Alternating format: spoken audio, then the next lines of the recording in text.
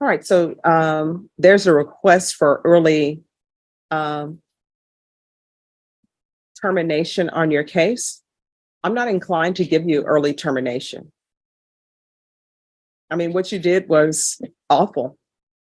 And there's a concern with you working with the elderly, which is what I put in here, that you're not allowed to um, have any work with vulnerable persons, any elderly people. So you want to be terminated early. Why should I do that? Because I mean, yes, I understand what I did was wrong.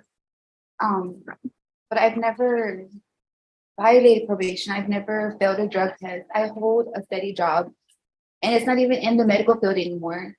I've been doing good. I know what I just want to put this past me and then just move forward with myself, better myself for my kids and myself, Kids or baby goats? I wish people would stop my using. children. Thank you. I wish people would stop using the word kids for children. The complainant wants to move forward too, but you know why the complainant can't really move forward? They don't have their engagement ring. So where's their engagement ring? I'm not sure.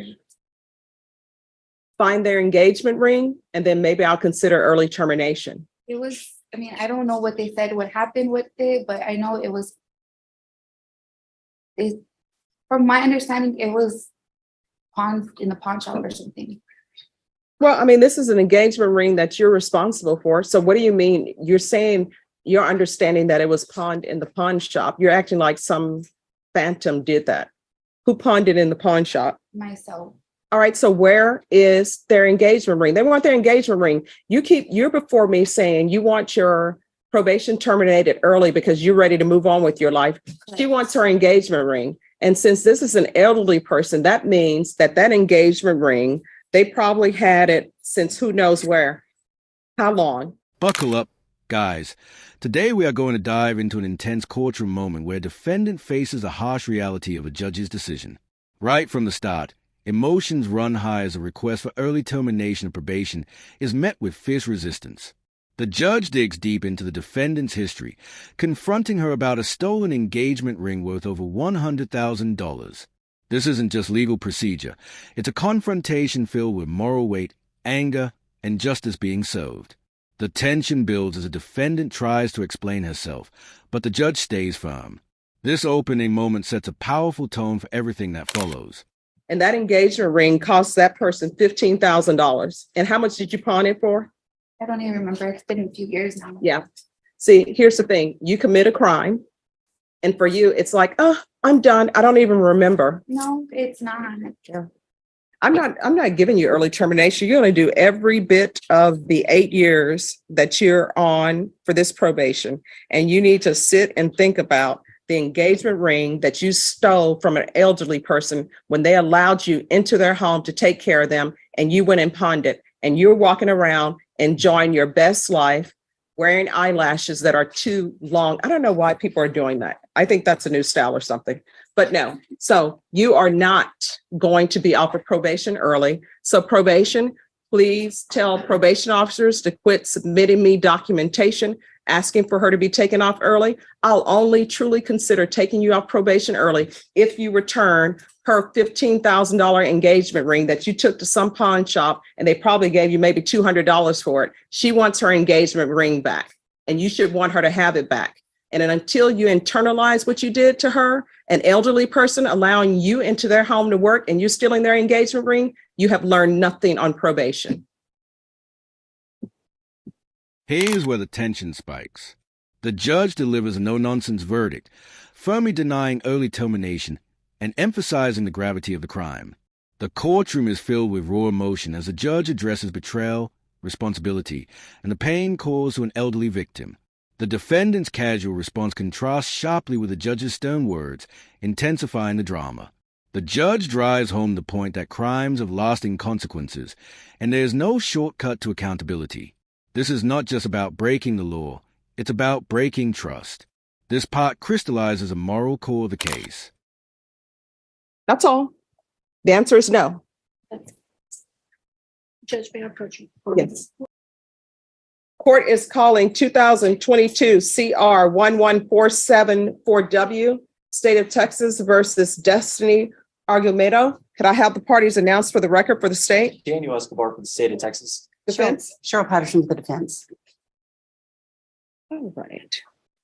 And are you Destiny Argumedo? No, ma'am. Well, Amanda Yes, Destiny Argumedo. All right, I'm showing you what's entitled motion to revoke. I'm sorry? Judge, really quickly, sorry to interrupt.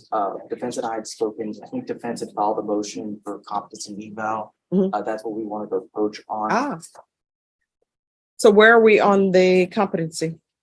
I filed the motion. I don't know that anything has happened. All right, when was the motion filed?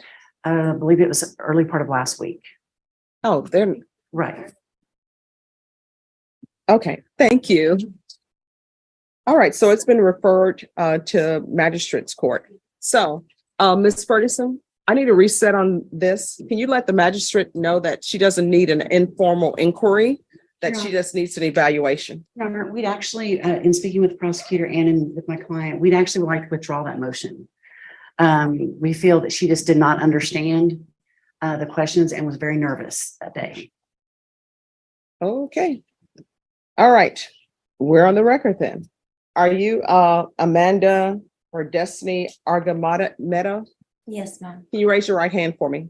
Do you solemnly swear or affirm the testimony you give will be the truth and nothing but the truth, so help you God? Yes, ma'am. All right, you can lower your hand. Do you know who your attorney is? Yes, ma'am. Who is your attorney?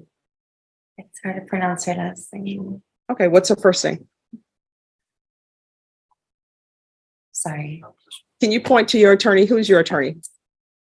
All right. Have you had a chance to discuss her and discuss your case? Yes, ma'am. What are you on probation for? Unauthorized use of vehicle. In this section, the courtroom shifts gears into procedural territory. The judge calls for formal announcements and moves into discussing a competency motion. The defense and prosecution exchange legal clarifications, and the atmosphere becomes tense with anticipation. This is a behind-the-scenes part of courtroom drama, where legal strategy and procedural motions quietly set the stage for what comes next. The judge's careful handling shows the weight of due process, ensuring that no step is skipped. It's a reminder that justice requires both emotional resolve and precise legal procedure. The audience begins to sense that something more serious is about to unfold. All right. And who is the prosecutor in this case? I am. No, who is actually trying to prove that you violated the conditions of your probation? Excuse me, I don't understand. All right. How far did you go in school? Ninth grade. Okay.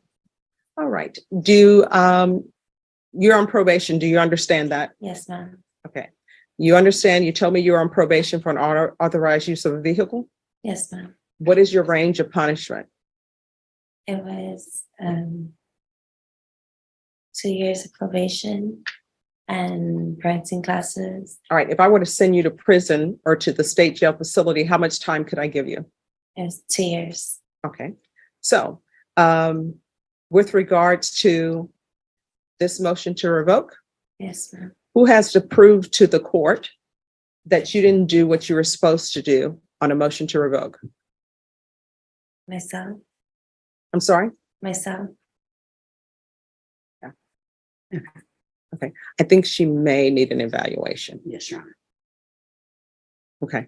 All right. So this is going to be set for a evaluation. Ms. Ferguson, what date can we bring this back? Ms. Ferguson, if you will again, just let them know that there's no need for an informal inquiry. The court is requesting that the evaluation be done. Okay. All right. Thank you. Thank you, Your Honor. Thank you. Hello. Why are you missing your reporting dates to felony drug court? Today was my first date. Well, no, they said they attempted to contact you on April 10th, April 11th, April 14th. That's why you were rejected. You need felony drug court. If you're drug tested today, what are the results going to be? And before you even answer me, know that you can get drug tested today. I will have you drug tested today. I know sometimes people think the probation officer is female, so she can't do it. We have male probation officers in this building, and they will come right over and drug test you. So what are your results going to be? Did you use, let me help you. Did you use drugs? I had in the past. Do you want me to bring a probation officer over here to do a drug test? All right, so what are the results going to be? All right, what are you going to be positive for?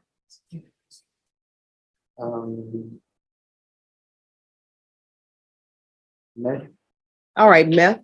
And what else? it's about it. Oh, marijuana. Meth and marijuana. Probation, what are his issues other than these drug issues and his not appearing to felony drug court? Yes. This part is full of mounting suspense as a judge grills a defendant about probation violations and misreporting dates. The defendant struggles to answer, showing confusion and hesitation under pressure. Accusations of drug use surface, and the judge sternly warns about the dangers of substance abuse. The tension here is palpable as the defendant's credibility begins to crumble under scrutiny. This is a pivotal moment, showing how negligence and repeated mistakes can lead to harsher consequences. It becomes clear that the stakes are higher than ever. The courtroom becomes a battlefield of truth and accountability.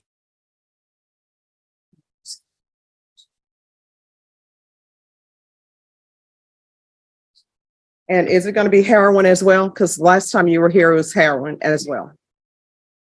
No.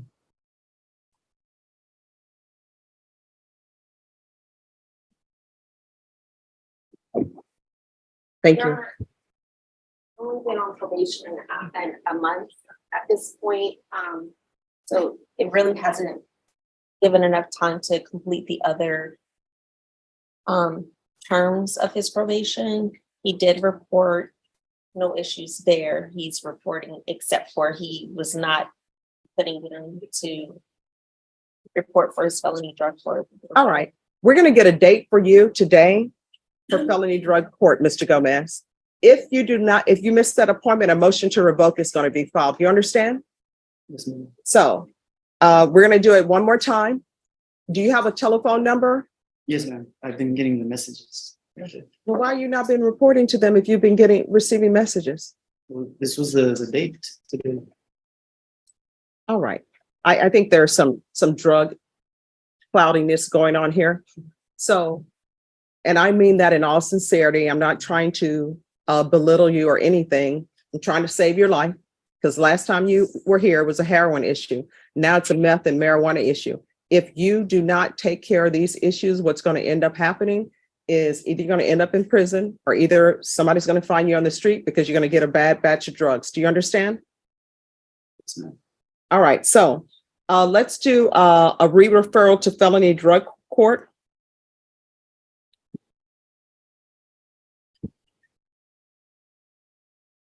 And if he misses his next appointment with felony drug court, a motion to revoke will be filed.